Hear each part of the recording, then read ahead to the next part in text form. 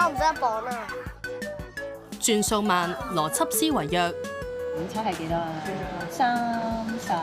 36、28元、28元，4個。理解同説話能力遲緩，佢哋智能低於正常人，但高過智力障礙，被界定為有限智能。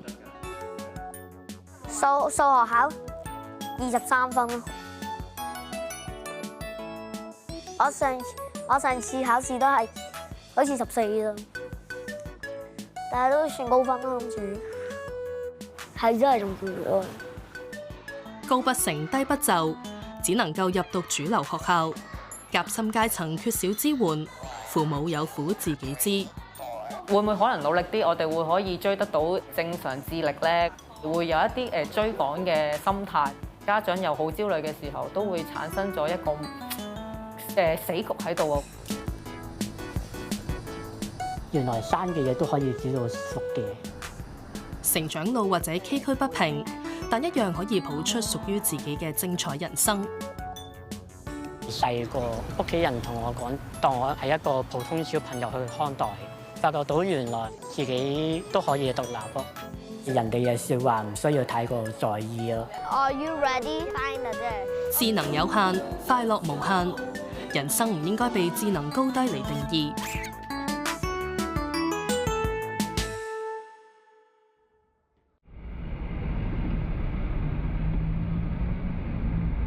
8歲嘅瑞希喺主流小學讀2年班，媽媽 Ella 呢一日提早送佢返學。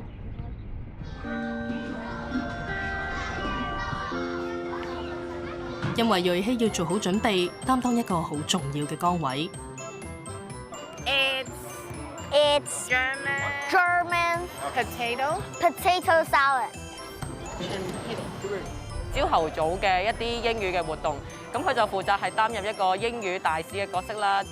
So it's potato pancake。佢好享受呢個角色㗎，而且佢覺得係一個榮譽嚟嘅。呢一個英文大使好玩咯，好開心啊 ！Good job。I love you。瑞希對英文好感興趣，學校老師鼓勵佢多參加朗誦比賽。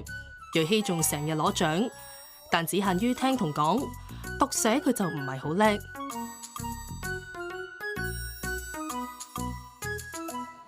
英文冠軍啊！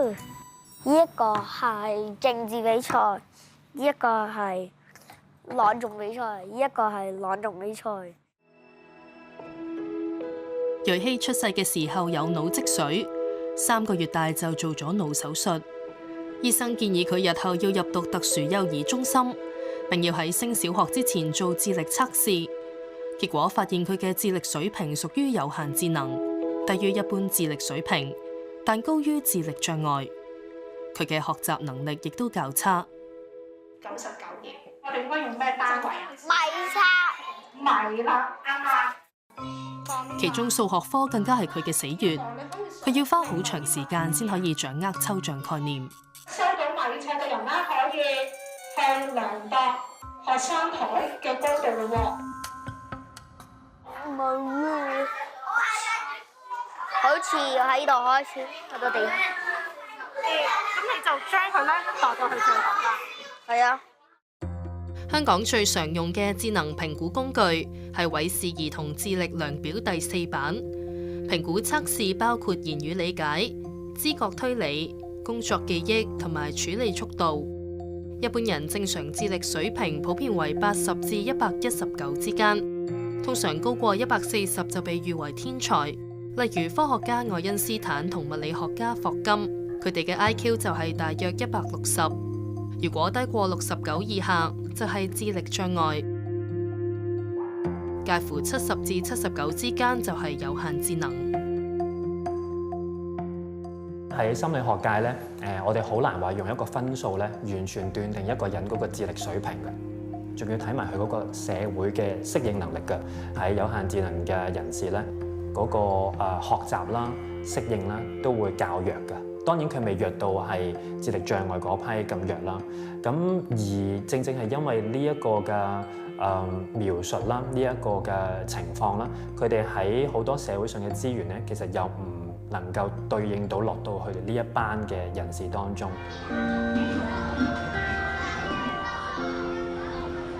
你今日翻學點樣啊？開唔開心啊？好開心啊！瑞希媽媽 Ella 話：得知個仔要入讀特殊幼兒中心，同埋最終被評為有限智能，自己嘅心情都好糾結，因為擔心個仔喺智力上高不成低不就，反而兩頭唔到岸。曾經有諗過，咦會唔會其實即係可能係一個輕度智障嘅時候，會唔會可能就大家都會輕鬆啲呢？因為已經係一個定咗嘅局嚟嘅。智障佢可以直接就去入一啲嘅特殊小學，而有限智能嘅小朋友咧，通常一般嚟講，佢哋都係要去返主流嘅學校。然而咧，佢哋嗰個嘅能力咧，可能又冇一啲主流學生咁樣係咁高嘅時候咧，就會追得比較辛苦咯。有一啲嘅諗法就係會覺得會唔會真係再努力啲，會追趕到一個正常學生嘅水平咧？但係要追趕嘅話，其實真係一個壓力嚟嘅，因為係要需要時間啊、心機同埋耐性去引導佢去做呢件事咯。除咗被評為有限智能之外，瑞希都有注意力不足問題。目前香港特殊教育需要類別包括智力障礙、自閉症、注意力不足等9個類別。教育局話，參考咗香港殘疾人士類別及部分地方做法，冇將有限智能歸類為特殊教育需要類別。有限智能唔屬於 SEN 嘅話，其實學校真係未必會有任何嘅支援俾到瑞希啦。咁所以其實都會覺得係好彩，加多咗個專注不足。瑞希佢而家學校咧，其實都俾咗好大嘅支援佢啦。譬如好似就話可以叫佢係減少嗰個寫字量啦，可以容佢去用一啲數字啊或者英文字母去代替嗰啲嘅詞語，做一個嘅詞語填充咯。對於有限智能嘅學生嚟講，認知好困難。特別係中文字嘅筆畫部首好容易搞錯，閱讀理解能力亦都比其他同學低。乜嘢的天空？綠油油。天空係咩色㗎？你話俾媽咪知。唔想做，我已經做到唔想做啦。其實佢認唔到字啦，咁同埋佢亦都理解唔到嗰個詞語究竟係乜嘢意思啊！你要係咁不停咁重複又重複，人哋可能要學1兩日嘅嘢，可能其實佢要學1兩個月都未必係會記得住。有心理學嘅研究指出，智力水平唔會隨住年紀增長而大躍進，亦都唔建議只為提升智力而盲目操練。認為家長可以留意子女學業以外嘅各方面潛能，及早部署。好重要嘅就係做好一啲生涯規劃咯。其實我哋應該好仔細咁睇翻佢嘅強弱項，又唔一定係話要升學先至係一個最好嘅出路嘅。反而咧揾翻佢哋一啲嘅潛質加以發揮，咁對佢哋就係最好嘅幫助啦。一般小朋友咧就1歲2歲開始識講嘢啦，但係我到1歲2歲都未識講嘢，咁屋企人就帶咗我去健康院度檢查，咁就發現 IQ 窄界，同埋有少少讀寫障礙，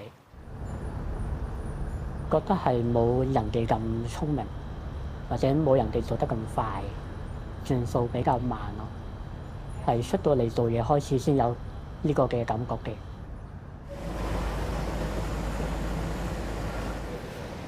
27歲嘅 Sam，細個被評為有限智能。喺求學期間，除咗有學習困難之外，佢嘅社交能力亦都比較遜色。佢由中3開始就對烹飪好感興趣，所以中學畢業之後就修讀同烹飪相關嘅3年制職業訓練課程。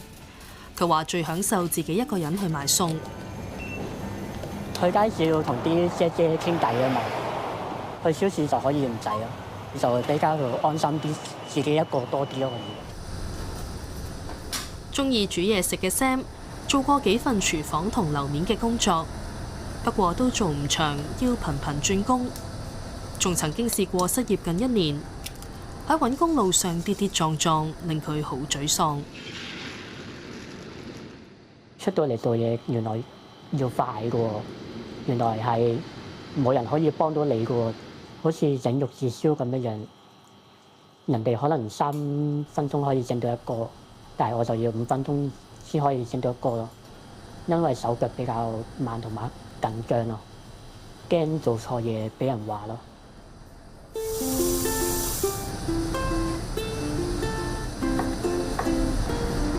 呢一日 Sam 親自下廚，煮返幾味同朋友飯聚，順便多謝佢哋幫佢手揾工。哇！有嘢食啦！哦，犀利！佢嘅朋友 Glendy 係一間非牟利機構嘅創辦人，專門為有限智能同埋有特殊教育需要嘅人士配對工作。Sam 曾經透過呢間機構揾到2份飲食業工作。因為出到嚟社會做嘢比較急啊，比較趕啦，咁僱主就未必可以體諒到你嘅需要喎。有個中間人去幫我哋去溝通，所以就覺得好好。某程度上，其實佢哋係屬於一個夾心，但係又唔被認可為一個係即係正常智能。有啲企業專門係俾啲智能上係真係比較弱嘅人士啊，或者係其他嘅一啲 SEN 種類，同事們可能都會好意識到，亦都會做出好多更加多嘅調整。咁但係喺我哋有限智能呢個群體裏邊咧，就屬於比較尷尬啲嘅一個位。咁係所以喺我哋嘅即係就職方面咧，往往係會即係跌跌碰碰嘅成數機會都會比較多。各位朋友仔，大家好啊！ Glendy 創辦嘅呢間非牟利機構會定期舉辦活動，俾參加者有多啲交流機會，建立自信，更加有利揾工。因為我本身亦都係一個 SEN 兼有限智能嘅孩子嘅家長，佢哋其實有好多優點。佢哋雖然係慢啲嚇，學習上咧需要啲時間，但係你一俾到佢真係上咗手啦，其實佢會係一個企業裏邊嘅一個好忠誠嘅員工嚇，亦都係會用佢自己能力範圍嘅你咧做好呢份工作。除咗廚房嘅，你都有其他 IT 嘅技能㗎喎。喺工作配對機構做嘢嘅 Dion 已經識咗 Sam 4-5年。Sam 為咗揾工更新咗份履歷，揾埋 Dion 幫手睇下。錯字喺呢度，動畫啊，係漏咗中間有畫啊。唔係呢個畫咩？梗唔係啦，呢個係周啊。好，又嚟啊！攞下聲，坐。Dion 知道 Sam 不善辭令，面試經常口窒窒，會抽時間幫佢練習面試，希望佢能夠克服緊張情緒。你對廚房工有咩認識啊？咁你未認識廚房之前，你對廚房有咩印象啊？都冇乜。人哋唔習慣佢講嘢好似好緊張啦，有少少唔係太流暢啦，又或者係講嘢嗰個眼神接觸係可能係冇啦。呢個始終都係咧，佢哋係咁樣嘅，即係你要知道佢哋呢個係佢哋嘅特性嚟嘅。阿 Sam，你可唔可以介紹下你自己啊？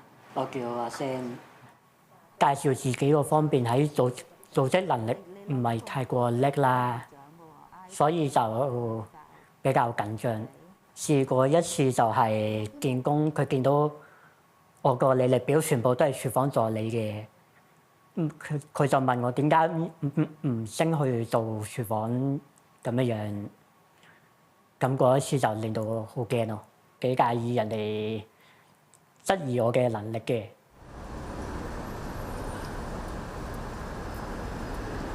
你整咗幾耐啊？整咗2個鐘。試下先。每人天賦各有不同，朋友嘅鼓勵體諒令到 Sam 逐漸願意打開心扉，講出心底話。有試過做唔好啦，亦都有試過揾唔到工啦，亦都有試過冇咗自己嘅目標咯。嗰陣時就會諗起 Dion 咯，即刻，因為佢會聆聽我嘅説話咯。初初你識佢咧，佢真係你覺得佢好酷啊，唔睬人啊。可能人哋譬如話2、3日，可能佢哋要4、5日，佢先至會理解到或者知道佢真真正正上司所要俾佢嘅要求。咁但係當佢明白理解嗰個要求嘅時候咧，佢哋唔會做錯噶啦。Sam 性格內向，音樂成為佢同其他人交流嘅橋梁。佢由初中開始上網睇片自學彈琴，仲認識一啲同樣有特殊教育需要嘅音樂人。2年前，佢更獲志同道合嘅朋友邀請一齊組樂隊，用音符去譜出心聲。對於我嚟講，琴係好似個嘴巴咁樣咯，用琴去同大家去表達咯。因為始終我唔係善於表達啦，咁就用 melody 或者用歌詞去表達嘅時候，好似大家會容易啲明白咯。你呢度咧加少少吉他嘅 solo 嘅，係啦，第2個巴開始。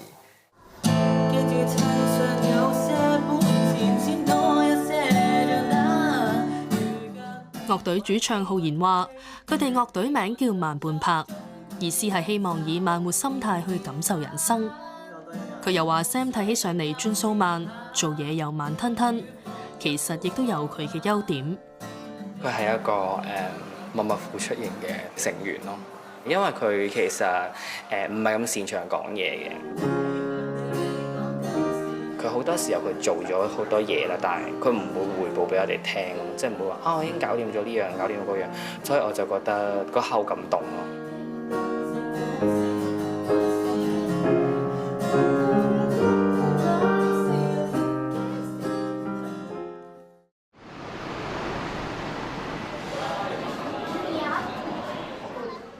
天生我材必有用，但係有限智能學生學習路肯定困難重重。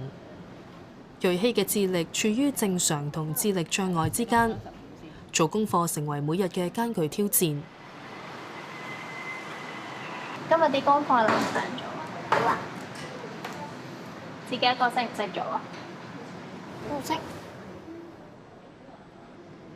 而家瑞希放學之後會參加學校嘅課餘託管班。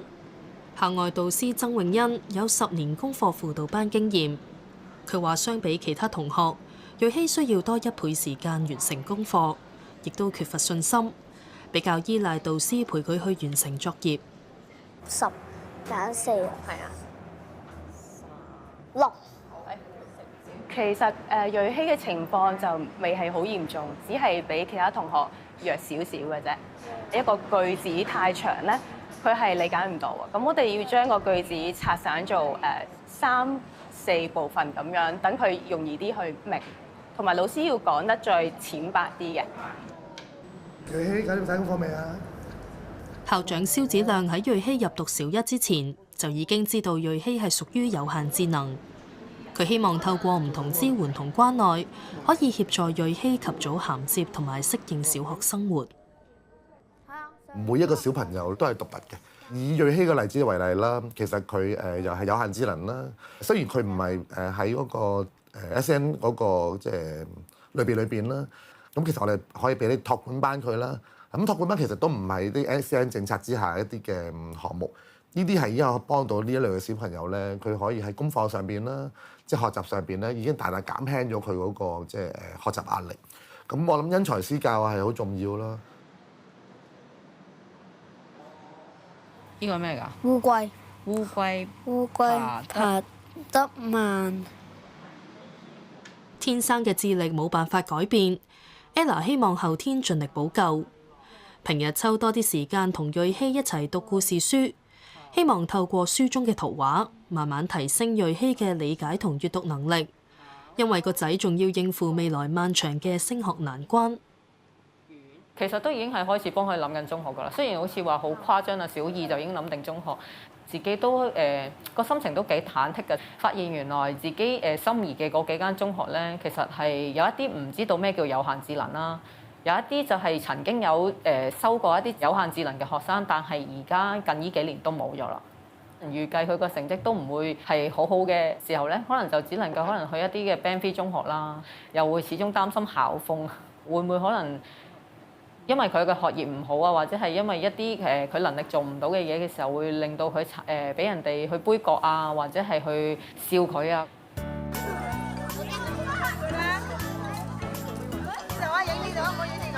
咁樣將佢扮過嚟，打個交叉。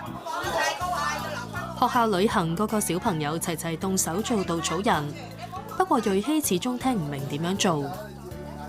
我唔知就投入咧就係比較低嘅，不過咧佢就志在參與咁樣咯。即係可能佢覺得件事唔係佢掌握得到啊，其實可能佢係理解唔到咩叫為之叫點樣將佢對接咗將嗰堆嘢咁樣。